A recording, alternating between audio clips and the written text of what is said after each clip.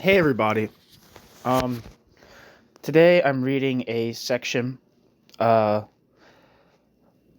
from Baruch Knei-Paz's The Social and Political Thought of Leon Trotsky about the culture of everyday life uh,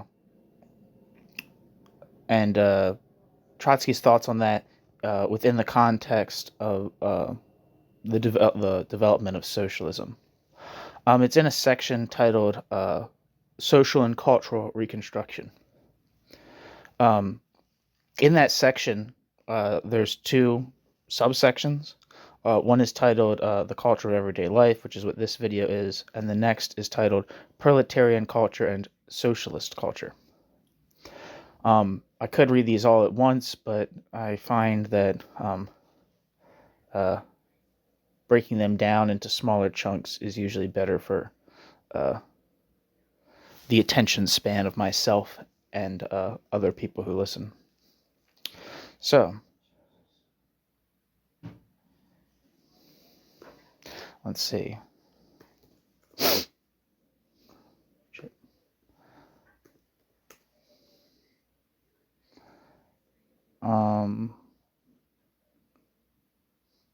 So I'm going to read the introduction to this section, and then I'm going to read this subsection.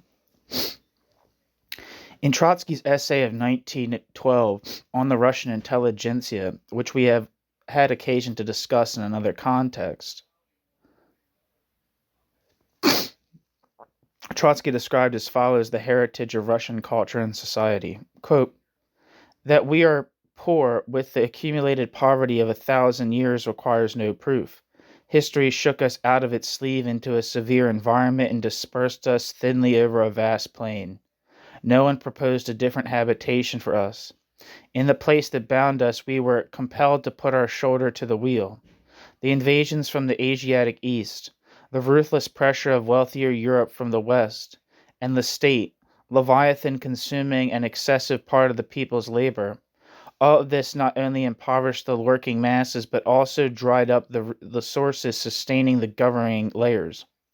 Hence their slow growth and the barely perceptible accumulation of, quote, cultural strata over the virgin soil of social barbarism. For 1,000 years we lived in a humble log cabin, the crevices of which were stuffed with moss. To dream of vaulting arcs and Gothic spires would not have become us. End quote. Trotsky. This passage is merely one of the more vivid expressions of a central theme in Trotsky's thought in general, the backwardness and poverty of Russian social and cultural life. Trotsky was not the only one, of course, to recognize the limitations imposed on the Soviet regime by the cultural backwardness of the masses. The reality was too pervasive to escape the notice of anyone, but Trotsky was perhaps more sensitive to its implications than others.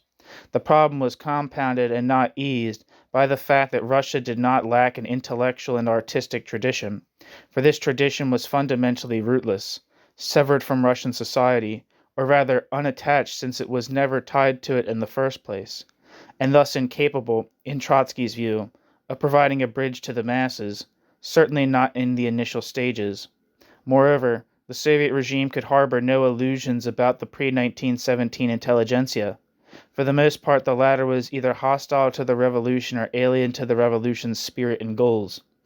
The problem, therefore, was both to nullify the influence of an old cultural elite and to create a new cultural elite alive to socialist ideas and to the needs of Russian society.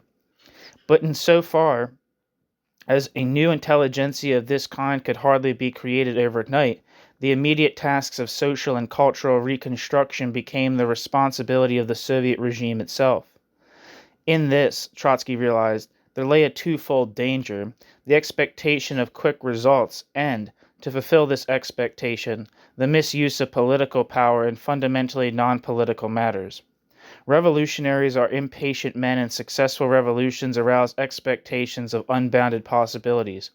Carried away by their impatience and their expectations, there were not a few amongst the Bolsheviks who believed that, in the wake of October, a new age was about to be ushered in, that a new socialist man was on the verge of being created, and that on the ruins of the old society a new society would immediately arise. not so much to dampen this enthusiasm, for no one was a more enthusiastic revolutionary, as to channel it into immediately essential and productive tasks. Trotsky from the outset urged a realistic appraisal of the possibilities of Russian society in the sphere of cultural change and innovation.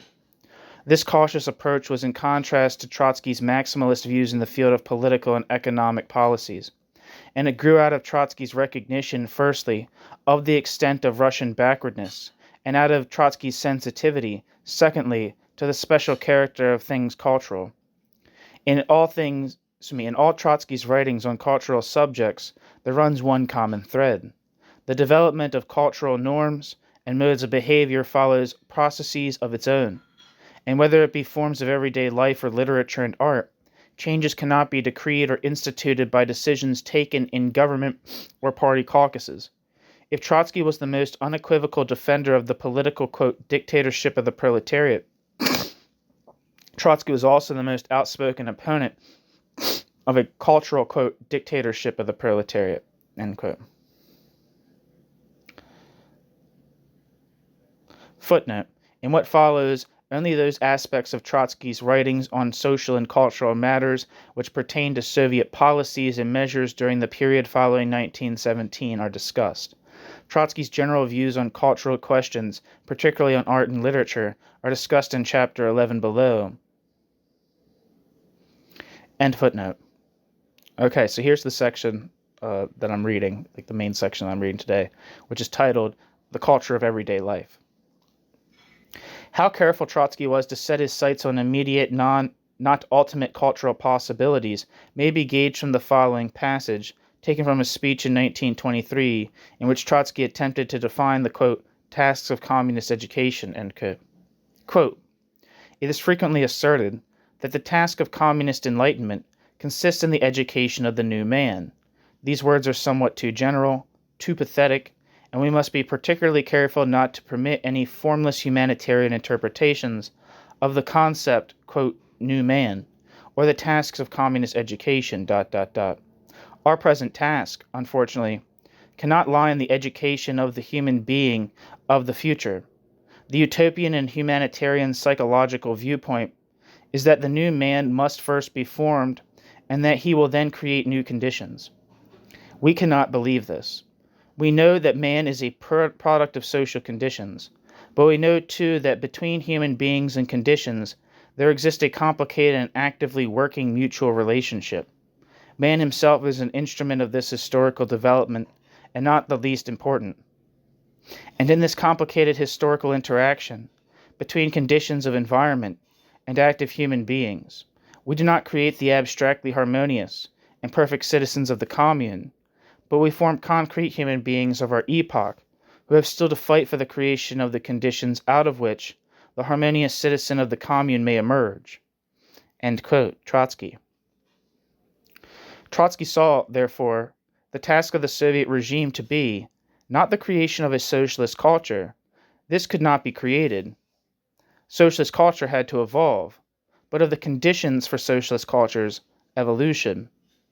In Trotsky's writings and speeches on the training of youth and on education in general, Trotsky especially stressed this element, lest the hope of fashioning a new generation of communists led the party into utopian and unattainable objectives.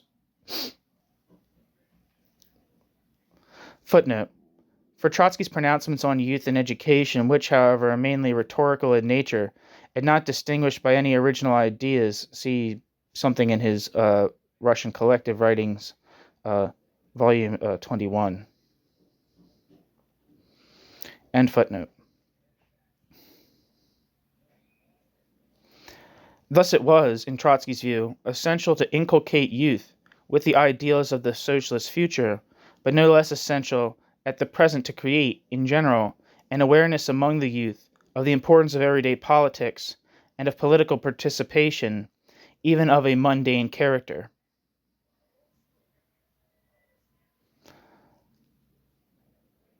Footnote. See, for instance, Trotsky's speech on the 29th of April 1924, where he stated, quote, politics fill the air.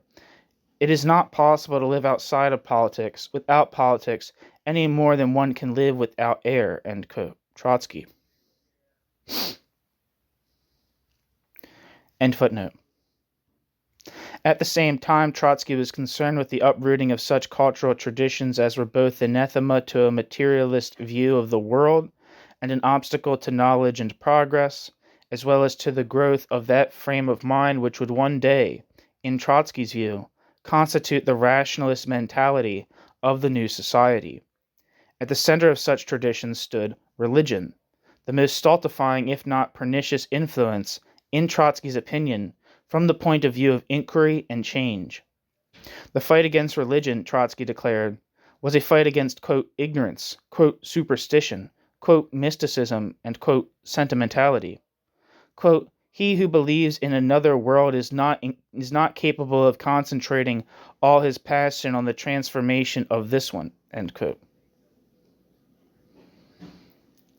The acceptance of religion was, in Trotsky's view, a resignation to the world as the world was, an opting out of the struggle with nature and a commitment, in the end, to a mode of thought which perpetuated class society. However, uppermost in Trotsky's mind, when Trotsky spoke of the initial tasks involved in overcoming Russia's cultural poverty, was the subject of everyday customs and habits. This, in Trotsky's view, was where the root of the problem of mass cultural norms had to be attacked. During 1923, Trotsky published a series of articles on this subject in Pravda, and they were later, in the same year, issued in book form as Problems of Life. Footnote: all subsequent references are to the second edition, Moscow 1923. The separate articles of which it consists may also be found in somewhat different order in Trotsky's Russian Collected Works, Volume 21. A nearly complete English translation of this work by Z. Vengerova appeared in London in 1924. End footnote. The first chapter, entitled, quote, "Not by politics alone does man live," end quote, set the tone for the rest of Problems of Life, which ranged over such diverse topics as religion, the family, forms of entertainment, and everyday speech. In Problems of Life, Trotsky declared that, quote, "we need culture in work, culture in life, culture in the conditions of life," end quote, but that this could not be instituted, quote, "all at once," end quote, and therefore the, quote, "working class must undergo a long process of self-education, as must the peasantry," end quote. Trotsky. The Problems of Life, or Problems of Life. The workers having conquered power, all further progress depended on this process.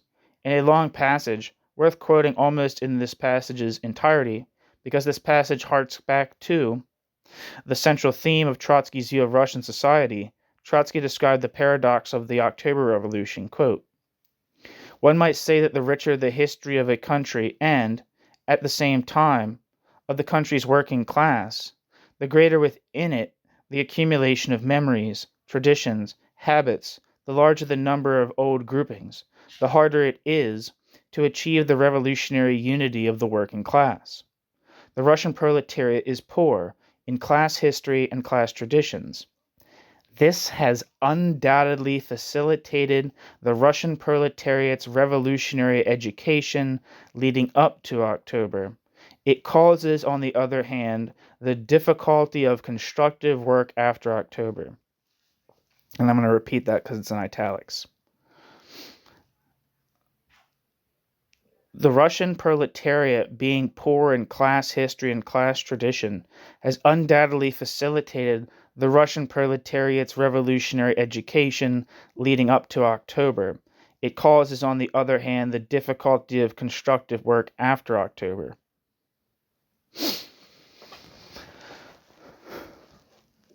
The Russian worker, ... for the most part lacks the most elementary habits and notions of culture, ...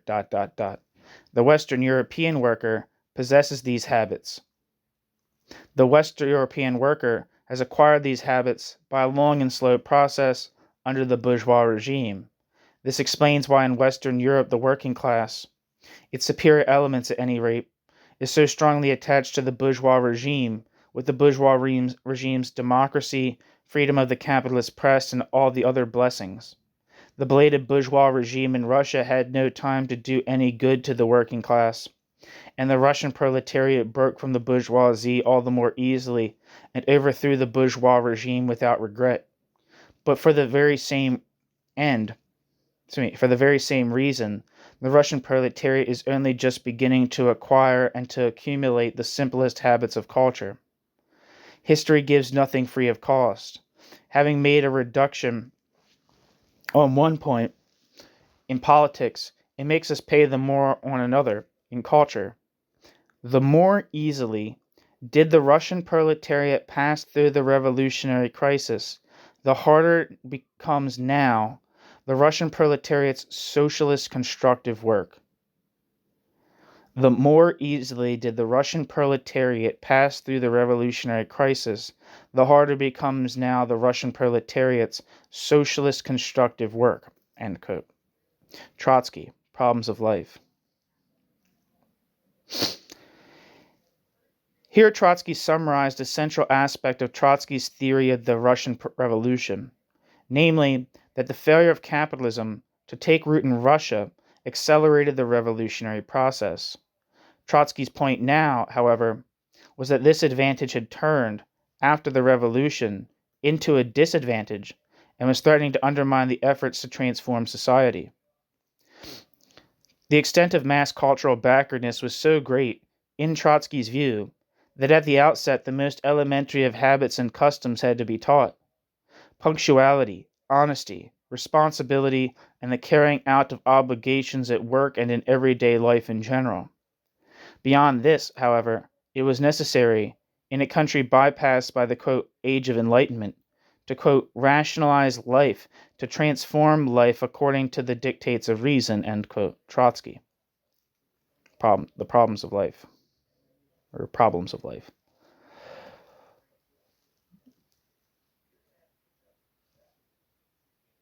What Trotsky sought was both the secularization of life and the introduction of a far more utilitarian approach to work and social organization, an approach characterizing the cultural norms of modern European societies. This would not be the end product of socialism, but this was a precondition for the transition to socialism. In effect, therefore, in culture, as in economics, it was the task of the Soviet Republic to implement what the past had failed to implement. But since cultural modernization, like economic modernization, would be carried out under the aegis of a socialist, not a bourgeois government, cultural modernization would, in Trotsky's view, assume a collectivist character from the outset. Once again, in Problems of Life, Trotsky stressed the importance of the struggle against religion, and Trotsky claimed that this struggle against religion was easier than might be expected. The Russian worker and even peasant had a, quote, purely external relation, end quote, to the church. The church was, quote, never successful in penetrating deeply into the consciousness of the masses, nor in blending the church's dogmas and canons with the inner emotions of the people, end quote. Trotsky, Problems of Life. The Russian church, unlike other churches, provided, in Trotsky's view, more for social needs than spiritual needs. The Russian church offered ceremonial and theatrical diversions from the monotony of everyday life, and religious practice was more a habit than a living attachment to deeply held beliefs. To nullify the church and religion, therefore, it was necessary to make available other diversions, other forms of, quote, entertainment, other attractions and, quote, amusements, appealing to the senses and the imagination, to, quote, man's desire for the theatrical, end quote, and for the breaking of the, quote, ordinary monotony of life, end quote. This the modern world had invented, and none was more effective in this respect than the cinema, which combined amusement with instruction, and which, while entertaining, was also capable of opening new worlds to the viewer. Footnote: Trotsky devoted a separate chapter to the importance of the cinema as an instrument in the struggle against religion, and as a vehicle for inculcating new cultural norms and habits. In another chapter, Trotsky discussed the importance of developing secular festivals and ceremonials to replace those of religion. End footnote. Trotsky's concern with the importance of everyday habits extended also to what Trotsky considered a particularly ugly Russian characteristic: abusive language and swearing. Trotsky saw in it a, quote, legacy of slavery, humiliation, and disrespect for human dignity, one's own and that of other people, end quote. Swearing symbolized the crudity and emptiness of cultural life and the primitiveness of the individual's reaction to his external world. A revolution devoted to the liberation of the, quote, human personality of the masses could not but refashion language as an instrument for the articulation of that personality.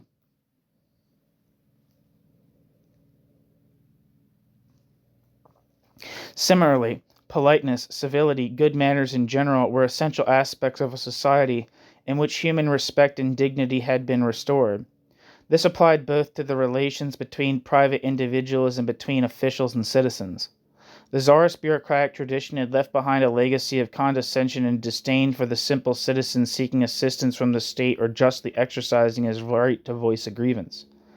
Besides the usual bureaucratic difficulties, Trotsky was greeted by rudeness and Besides the usual bureaucratic difficulties, the simple citizen was greeted by rudeness and impatience.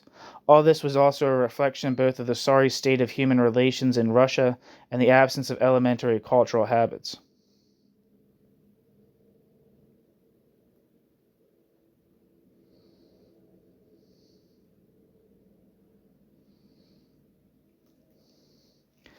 The transformation of everyday cultural life, however, was also largely dependent on the manner in which Soviet society approached two mutually related subjects, the woman and the family, and Trotsky expressed Trotsky's views on women and the family as well in Problems of Life.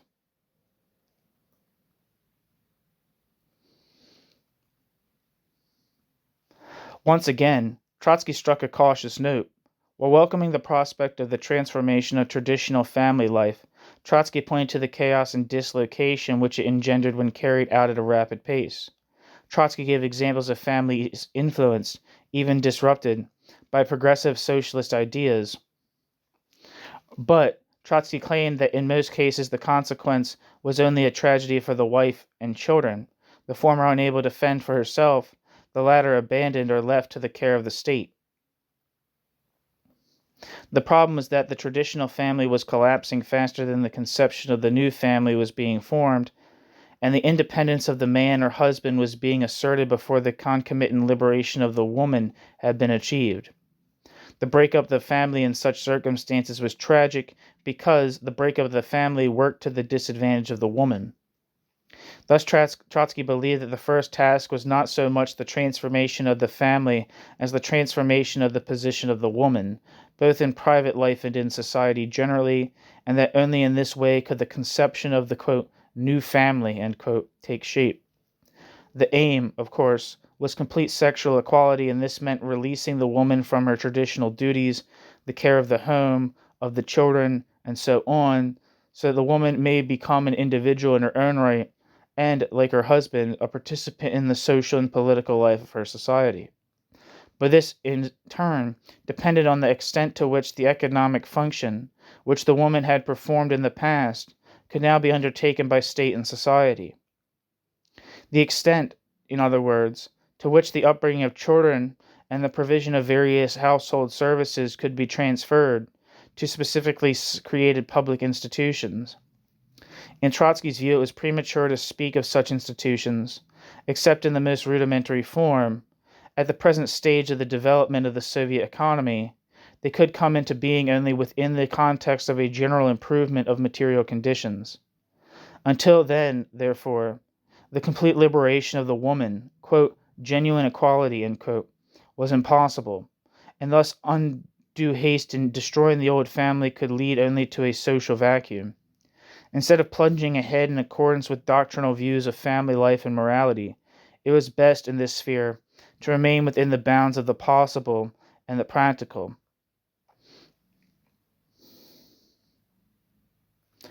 As Trotsky had begun, so he ended his book on the, quote, problems of life, end quote, with a call for moderation and patience in matters pertaining to mass culture, and Trotsky warned against the exaggerated use of the state in solving such matters. Trotsky objected also to the establishment of government organizations which would artificially impose norms of behavior from above. At the most, the task of the state was to facilitate the evolution of new cultural customs and habits. This in itself was a major undertaking, but the ultimate goal of achieving a new mass culture depended as much on private initiative, on voluntary associations, and on a long period of social gestation.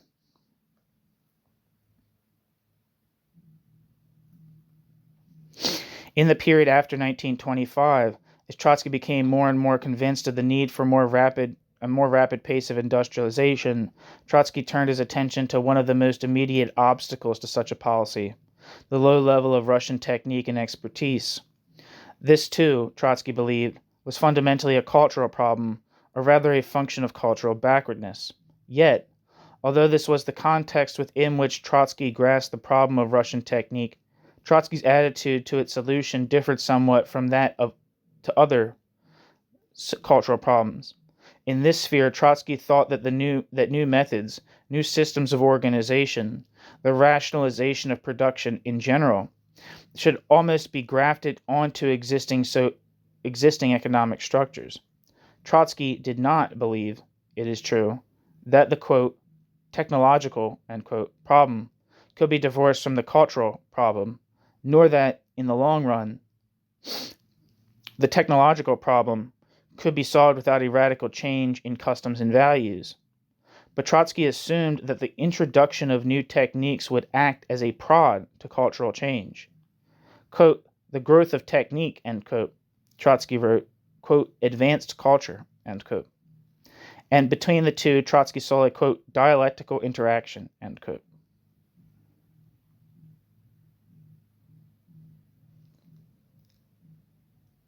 In any case, the modernization of the economic structure was for Trotsky an objective of such magnitude and urgency that to delay it unduly might mean jeopardizing the whole Soviet experiment.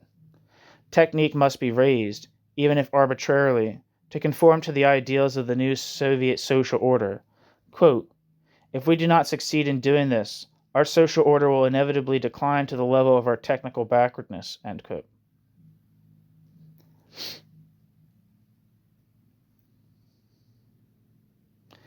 At the same time, Trotsky rejected the view that Western techniques should be avoided because Western techniques were the product of a capitalist system. On the contrary, it was, in Trotsky's opinion, incumbent upon Soviet society to learn from others, to assimilate the scientific and technical heritage of the advanced world, always adopting it, of course, to the Soviet and eventually socialist framework. The extent of Trotsky's admiration for the West may be gauged from the following passage. Quote, the Soviet system shod American technique will be socialism. Shod with American technique will be socialism. Our social order offers a different, incomparably more expedient framework for American technique. But American technique, for American technique's part, will transform our order, liberating our order from the heritage of backwardness, primitiveness, and barbarism. From the combination of the Soviet order with American technique, there will be born a new technique and a new culture. Technique and culture for all, without favorite sons or stepsons, end quote.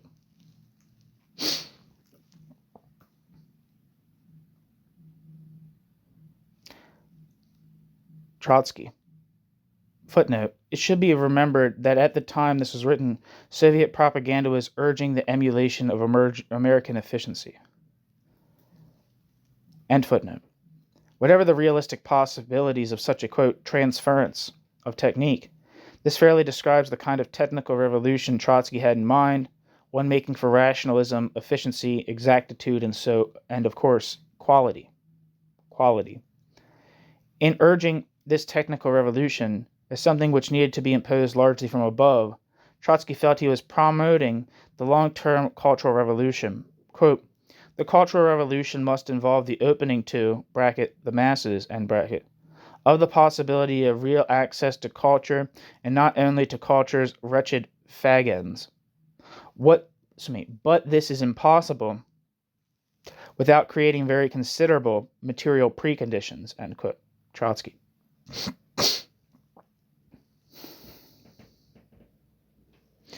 And the latter, in turn, depended on the extent to which technical backwardness was overcome. Thus it followed for Trotsky that, quote, the decisive instrument in the Cultural Revolution must be a revolution in technique, end quote. Trotsky. Footnote. Trotsky's more, quote, philosophical observation on science, technique, and culture are discussed in Chapter 11 below. That's the end of this section. Thank you so much for listening.